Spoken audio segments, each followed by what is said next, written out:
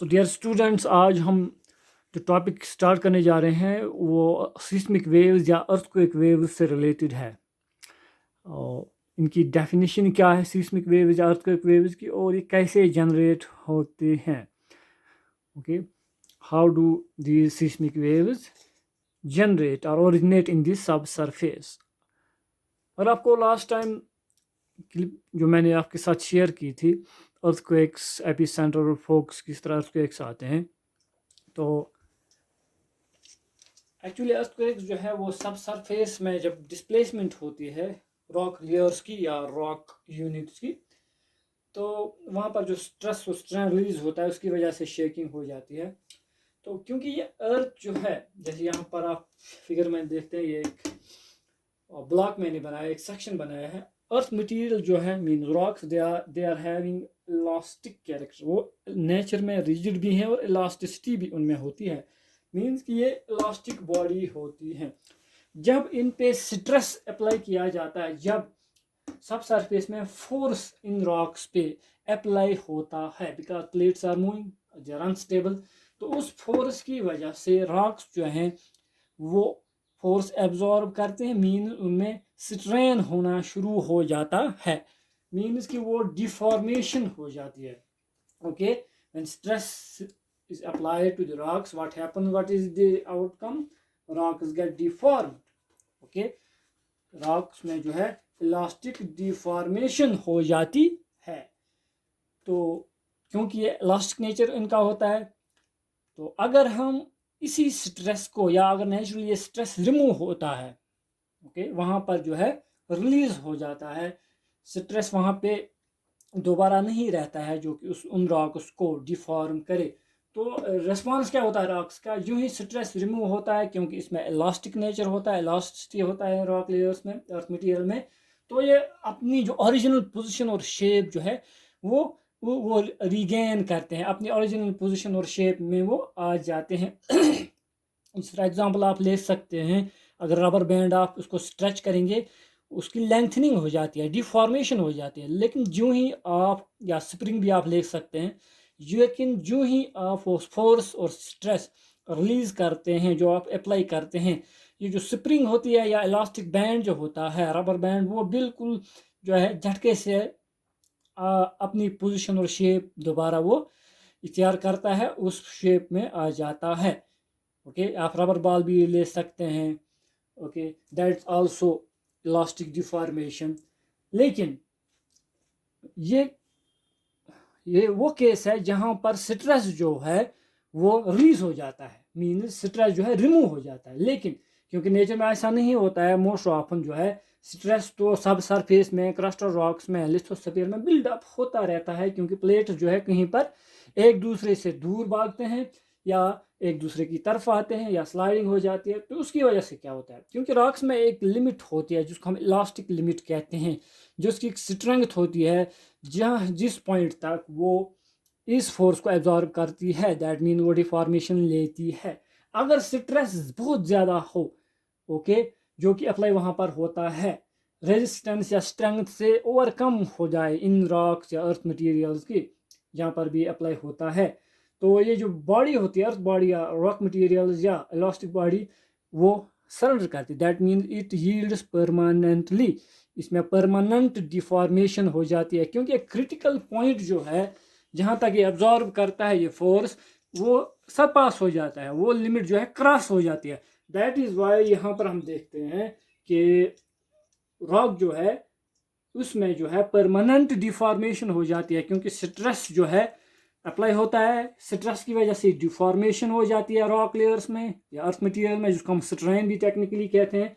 तो ये permanent deformation जब वहाँ पर हो जाती है, ओके, तो रॉक जो है अब ऑल ऑफ ए सडन उसमें क्या हो जाता है, ब्रेक, फ्रैक्चर हो जाता है, जिस तरह आप यहाँ देख सकते हैं।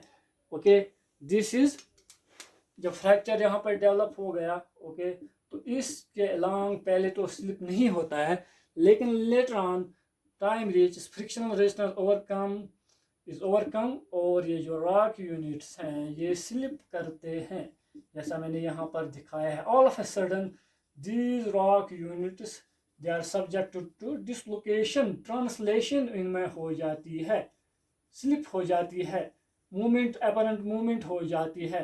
तो जो ये मूवमेंट हो जाती है, जो भी स्टोर्ड अप एनर्जी वहाँ पर एब्जॉर्ब हुई होती है, इलास्टिक एनर्जी, वो भी रिलीज हो जाती है। वो एनर्जी स्टोर्ड अप, जो भी एनर्जी वहाँ पर होगी वो रिलीज होगी।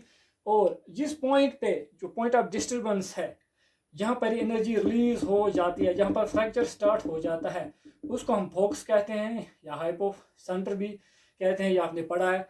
और जो वर्टिकली इमीडिएटली 90 डिग्री पे सरफेस पे जो लोकेशन या पॉइंट होगा, उसको हम एपी सेंटर कहते हैं। परपेंडिकुलर और normal to the origin of earthquake और मूवमेंट और डिसलोकेशन। ओके, इसीलिए इसको एपी फोकस भी कहते हैं। ये हमेशा एपी सेंटर सरफेस पे होगा, ग्राउंड सरफेस पे, और जो फोकस होता है वो नीचे सब सरफेस में होता है।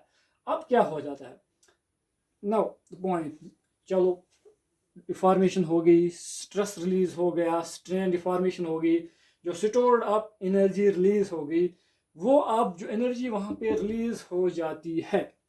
ओके, तो क्योंकि वो एनर्जी इस पॉइंट से फिर रेडिएट हो जाती है इन द फॉर्म ऑफ वे, क्योंकि वेव जो है वो किसी मीडियम के थ्रू चलती है। यहाँ पर जो एनर्जी, इलास्टिक एनर्जी रिलीज हो जाती है या होगी है, वो अब रेडिएट होगी तमाम डायरेक्शंस में।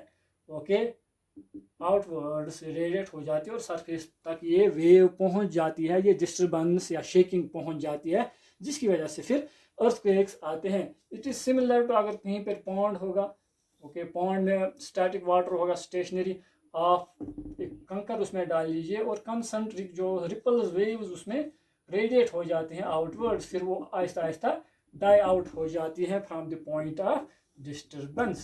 Okay, when you throw a stone into a pool of water or lake or pond, so just like that, analogous that, these seismic waves, they radiate, these energy waves, they radiate through the rock material, through the earth material, and reach up to the ground surface.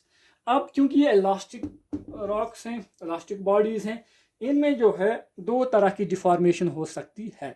Okay, elastic bodies, they can be, all elastic bodies, they can be subjected to two types of deformation. या आप याद रखेंगे, दो किस्म की deformation हो सकती है। एक तो कंप्रेशन होगा, okay, compression just like this, एक फोर्स यहाँ से आएगा, दूसरा फोर्स इस डायरेक्शन से आएगा, तो रॉक्स बीच में कंप्रेस होंगी।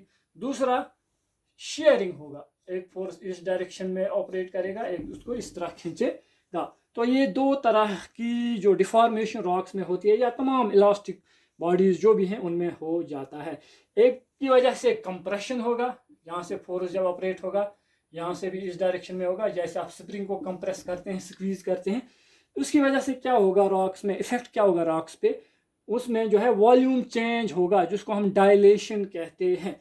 वॉल्यूम चेंज टेक्स प्लेस, लेकिन शेप जो है वो चेंज नहीं होती है। ओके, फॉर एग्जाम्पल आप मान लीजिए इस तरह, ओके, वॉल्यूम चेंज होगा, ओके, थिकनिंग होगी मटेरियल की, लेकिन जो लाइंस हैं वो बिल्कुल पैरेलल रहेंगे। दैट मीन्स वॉल्यूम जो है वो चेंज होगा, लेकिन शेप जो है वो चेंज नहीं होता है। इसी तरह शेयर स्ट्रेस या शेयर डिफॉर्मेशन जो रॉक्स में होती हैं, ओके, उसकी वजह से, शेयरिंग की वजह से रॉक मटेरियल या अर्थ मटेरियल में क्या हो जाता है, वो जो है उनकी डीफॉर्मिंग हो जाती है, डी शेप हो जाते हैं, यानी कि चेंज जो है शेप में आती है, लेकिन वॉल्यूम चेंज नहीं होता है। यहाँ पर वॉल्यूम चेंज होगा, यहाँ पर जो है शेप चेंज होगा, ओके, मटेरियल यानी कि डिस्टॉर्शन होगी, ओके, डिफॉर्मेशन होगी अर्थ मटेरियल की, ओके, जब इसको यहाँ इस तरह स्ट्रेच होगी। वॉल्यूम चेंज नहीं होता है शेयरिंग की वजह से, शेयरिंग इफेक्ट या डिफॉर्मेशन की वजह से, लेकिन इसमें जो है शेप जो मटेरियल का या रॉक का चेंज होता है, उसकी वजह से फिर डिस्टॉर्शन हो जाती है। दैट मीन साइड्स जो है वो पैरेलल नहीं रह जाते हैं, महफूज नहीं रह जाती हैं। तो ये जो भी सिस्मिक वेव्स यहाँ पे जनरेट होती हैं, अर्थक्वेक वेव्स, ये रिलेट करती हैं या इनका डायरेक्ट जो है रिलेशन है किन से, ओके, इन डिफॉर्मेशन से। जो भी वेव वहाँ पे जनरेट होती है, जो भी सिस्मिक वेव्स जनरेट हो जाते हैं, उनका जो डायरेक्ट रिलेशन है शेयर फोर्सेस या शेयर डिफॉर्मेशन और कंप्रेशन के साथ। ओके, सिस्मिक वेव्स जो भी अर्थक्वेक वेव्स जनरेट होंगी वो डायरेक्टली रिलेट करते हैं। ये डिपेंड करेंगी कि किस तरह की वेव जनरेट होगी, ये टाइप ऑफ डिफॉर्मेशन पे डिपेंड करेगा। कंप्रेशन होता है या कहाँ पर जो है शेयर हो जाता है, शेयर डिफॉर्मेशन हो जाती है, अकॉर्डिंगली जो है वहाँ पर अकॉर्डिंगली सिस्मिक वेव्स जनरेट हो जाती हैं। तो इसी के बिना पर okay, taking into account the type of deformation okay and the waves generated, तो वेव्स जो भी जनरेट होती है और उनको हम सिस्मिक वेव्स या अर्थक्वेक वेव्स कहते हैं। These are elastic waves because they carry energy with them, इसलिए फिर ये रॉक मीडियम में फिर सरफेस तक पहुंच जाती है, ट्रैवल करके प्रोपगेट करके, फिर हर एक चीज़ को ये शेक करती है या ट्रैवल करती है। तो 2-3 फैक्टर्स को बेस बना के इन सिस्मिक वेव्स को जो है क्लासिफाई किया गया है।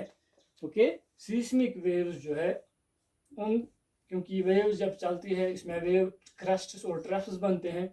Okay, point of zero disturbance, इस पॉइंट से जैसे वाटर वेव्स आप देखा होगा, वाटर मॉलिक्यूल्स डिस्टर्ब होते हैं, तो पॉइंट ऑफ या प्लेस ऑफ नो डिस्टर्बेंस से जो भी अपवर्ड या डाउनवर्ड जो मूवमेंट होगी, डिस्प्लेसमेंट होगी मॉलिक्यूल्स की, यहाँ पर रॉक पार्टिकल्स की, वो जो है एम्पलीट्यूड कहलाता है, amplitude of waves. Okay, this is the amplitude of waves. और जो दो वेव्स के दरमियान जो एक ही फेज में हो, चाहे क्रेस्ट आप ले लें चाहे आप ट्रफ ले लें, इनके दरमियान जो डिस्टेंस है, गैप है, जिसको हम वेव लेंथ कहते हैं। ओके, टू कंसेक्यूटिव क्रेस्ट या ट्रफ्स के दरमियान जो भी डिस्टेंस है, जो भी गैप है, उसको हम लिम्डा से रिप्रेजेंट करते हैं, उसको हम वेव लेंथ कहते हैं। ओके, सो इन सिस्मिक वेव्स की जो है एम्पलीट्यूड और वेव लेंथ। नंबर थर्ड है फिर नेचर ऑफ वाइब्रेशन, कि ये जो वाइब्रेट पार्टिकल होते हैं उनका नेचर ऑफ वाइब्रेशन क्या है। जब वेव चलती है तो ये पार्टिकल इसी डायरेक्शन में वाइब्रेट या शेक होते हैं, क्या ये परपेंडिकुलर डायरेक्शन में, अगर वेव इस डायरेक्शन में चलती है तो पार्टिकल इस डायरेक्शन में भी वाइब्रेट हो सकते हैं। दूसरा है, अगर वेव इस डायरेक्शन में प्रोपागेट होती है तो पार्टिकल्स परपेंडिकुलर 90 डिग्री पे भी वाइब्रेट होते हैं। So depending on the amplitude, wavelength and nature of this vibration, nature of vibration of seismic waves. Okay, ये 3 वेरिएबल्स को, 3 फैक्टर्स को जो कि वेव को इन्फ्लुएंस करती है, वेवलेंथ, एम्पलीट्यूड और नेचर ऑफ वाइब्रेशन, तो उसको बेस बना के फिर इन सिस्मिक वेव्स को क्लासिफाई किया गया है। ओके, क्लासिफाई ये 3 टाइप्स में जो है, there are 3 types of seismic waves. एक को हम पी वेव कहते हैं, नंबर सेकंड को हम एस वेव कहते हैं, और नंबर थर्ड को हम फिर जो है एल वेव कहते हैं। These are 3 types of waves which have been classified or categorized or identified depending on the record at seismic station, making base of their amplitude, wavelength and nature of vibration.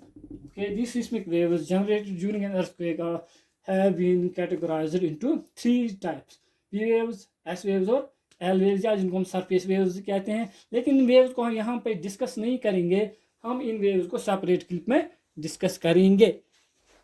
Bye then take care.